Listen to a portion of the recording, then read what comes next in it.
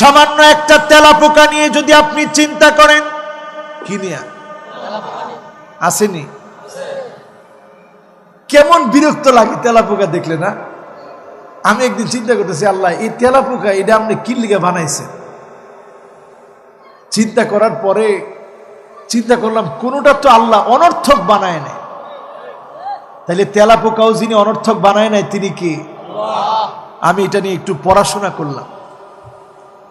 Texas ইউনিভার্সিটির একজন professor Srini, আমার বহু আগে তিনি গবেষণা করে রেজাল্ট দিয়ে রাখছে।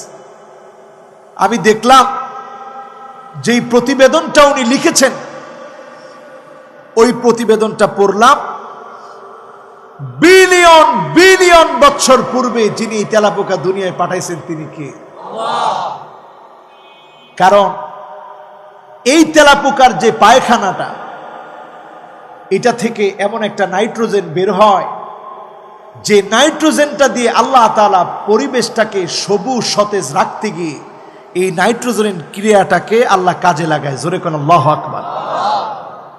এই তেলাপোকা দেখবেন না খেয়ে থেকে দিনের পর দিন, মাসের পর মাস না খেয়ে এক কোনায় বসে আছে, আপনার লাইব্রেরির এক কোনায় বসে আছে, অথবা আপনার আলমারির এক কোনায় বসে আছে, কোনো খাওয়া দাওয়া নাই। কিন্তু খাওয়া দাওয়া ছাড়াই তার পেট থেকে যে পায়খানাটা, ময়লাটা বের হচ্ছে, এই ময়লা দিয়ে যিনি নাইট্রোজেন ক্রিয়াকে চলমান রেখে এই জমিনের মধ্যে ভারসাম্য রক্ষায়, সবুজ শ্যামল রাখার ক্ষেত্রে ক্রিয়াটাকে চলমান রেখেছেন তিনি কে? তেলাপোকা খায় না এমন কিছু নাই।